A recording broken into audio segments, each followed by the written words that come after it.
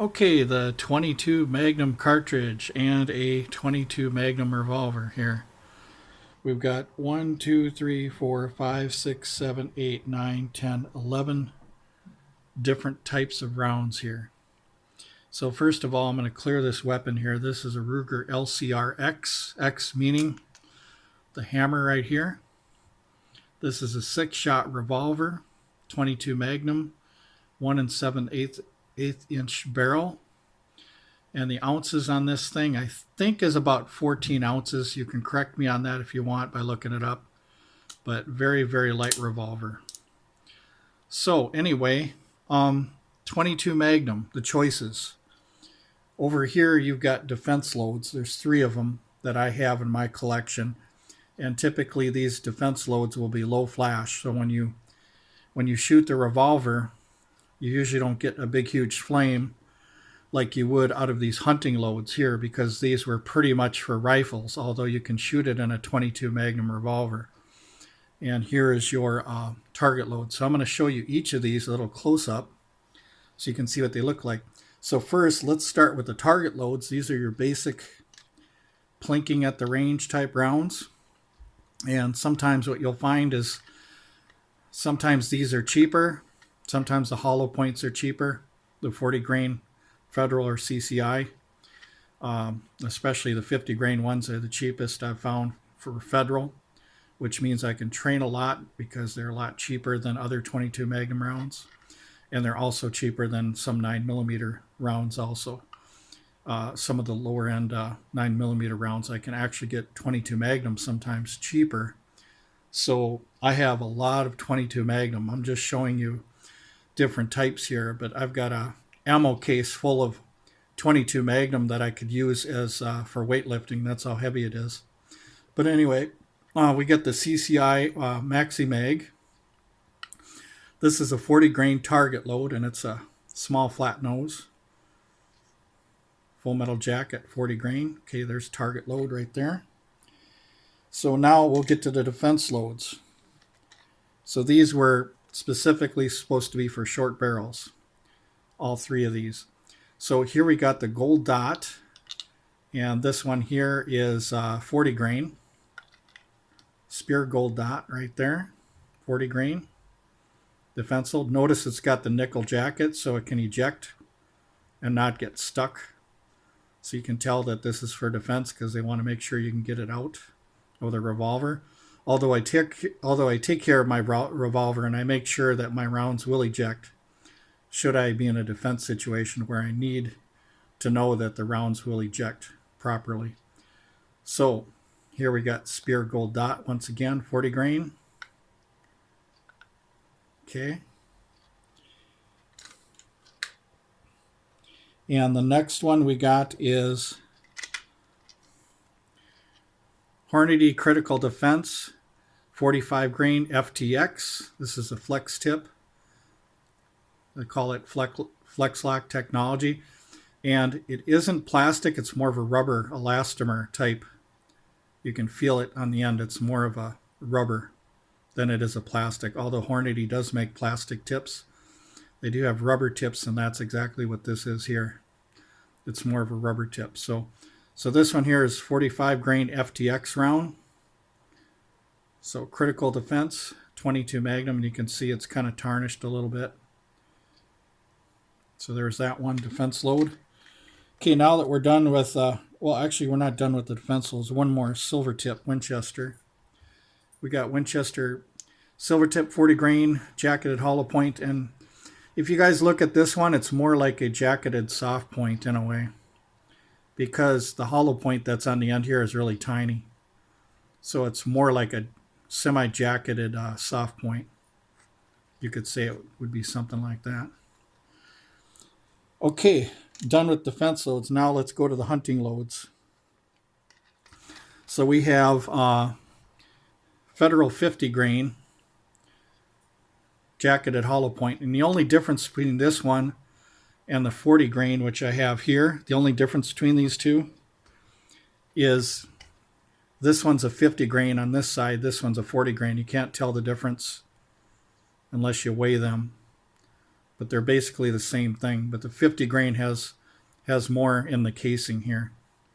So you got the 40 grain and the 50 grain jacketed hollow point here. 40 and 50 grain. And here's what the boxes look like.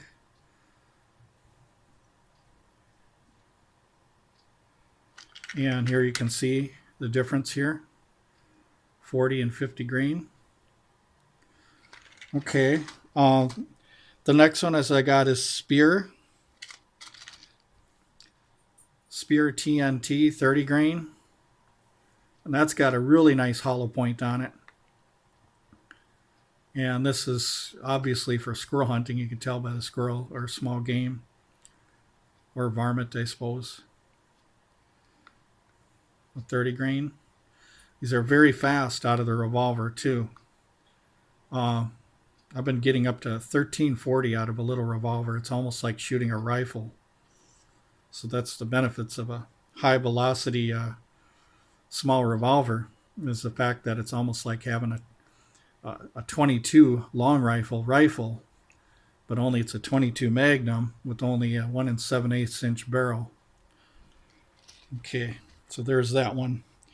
Okay, now we got another very fast varmint load here, lightweight. This is the 30 grain Hornady VMAX. Now this one is the one with the plastic tip. That's not rubber like the other one. This one is a plastic tip on this one, or a polymer or a polycarbonate type plastic tip on this one. Very fast.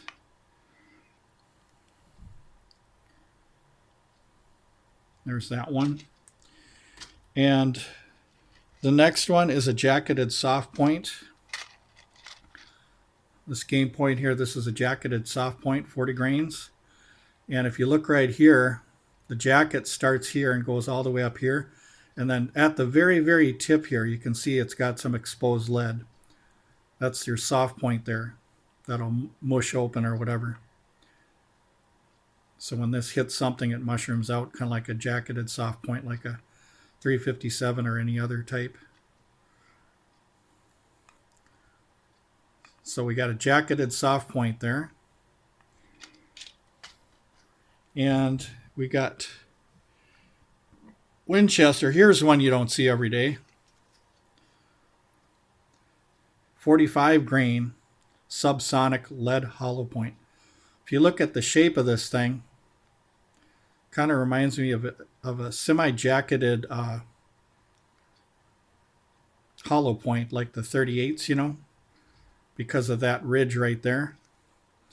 But anyway, this is a solid lead hollow point, and this is made to be subsonic. I think what this does is this reduces the noise, not the recoil, but just the noise. So the application of this is if you had a 22 Magnum rifle that's really loud and you wanted to quiet it down, you would go for these subsonic loads here. And these here, even though they're slow in a rifle, you can still get 700 feet per second, I think, or 750 out of the Ruger LCRX, bringing the muzzle energy up to, say, 50 foot-pounds or something, 48 to 50 foot-pounds, which is kind of like a 25 ACP energy or something like that. So this is the weakest 22 Magnum you can get right here. So essentially, if you loaded this up with the revolver, you'd be carrying, energy-wise, basically a 25 ACP with you everywhere you go. Or a small 22 pistol energy, somewhere around there. So there's that one. And then here we got the Winchester Dynapoint right here. Not necessarily a jacket, but more like a plating. And there's a hollow point there, soft lead inside. Yeah, copper plated hollow point, 45 grain Winchester. So there's the Dynapoint for you guys to look at. And there we go. So anyway, the versatility of the 22 Magnum cartridge, because it can come in small pistols and revolvers like this, I don't know if there's a small pistol out there. Probably not. Most of the pistols are big, but let's say revolvers. You got a very very lightweight revolver. You got double the energy of a 22 long rifle, having a 22 Magnum. About, I'd say, somewhere like double the energy or close to it. Um, Lightweight revolver that you can carry on you, and yet it shoots 11, 12, 13 different types of 22 Magnum cartridges, and it just gives it a lot of versatility. And the thing is that I train with this one on the range by making great shot placements and stuff like that. And usually when I train, I use the 50 grain because in my area this is $13.99, sometimes even cheaper.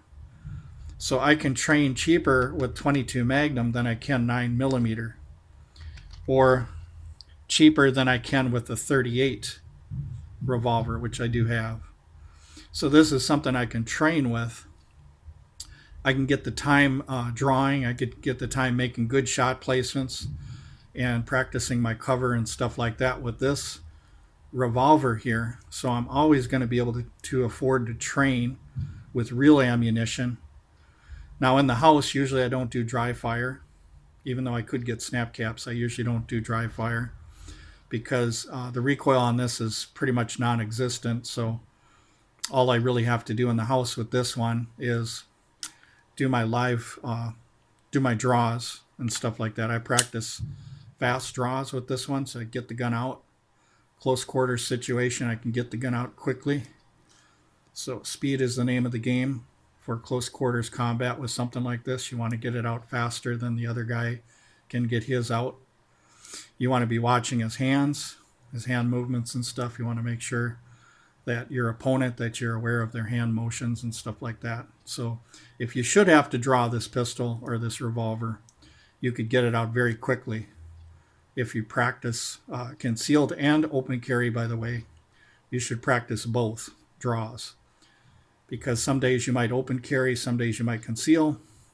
You have to practice with this, with all the types of clothing, garments, and jackets that you use. You have to practice 50 draws before you leave the house and warm up, so that should something happen, the clothing that you're going to wear, you're going to know how to draw this. You're going to have that memory of how to do it. So that's why I recommend, before you guys leave the house, always do your draws. Do a few of them. Warm up in the morning, have a cup of coffee, and just practice your draws. So anyway, I'll show you the case that I have here. I was the last person that I would think that would buy a lot of 22 Magnum ammunition. I thought that was the last cartridge I would ever buy for handgun cartridges, because I thought that 22 Magnum was probably going to be expensive, and it turns out that it really isn't. So it was actually cheaper than 9mm. So I decided to buy more 22 mag ammunition. So I'll show you the case here, the ammo box or whatever. I can literally lift weights with this thing. Look at how big this thing is. I can literally use this to lift weights with and stuff like that. Let me see if I can get it open. Let's see here. So there we go, you guys. There we go. So you can watch me put this stuff away. You can look at the gold while it lasts. So you can see the pretty looks, huh? Let's see here, 40 grain. Oh, by the way, don't tell Buffalo Outdoors that I've got this ammunition, because he would be upset with me. If I was in his area, I'd probably shoot with him, and we would break into this ammunition a little bit and have a little fun shooting and stuff. Know your limits, that kind of thing, where you shoot at different distances to see how good you are at different distances and stay proficient. Should you have to defend yourself in a at a longer distance, or in a longer distance scenario, I should say. So anyway, let me see here, these here, try to keep these all together.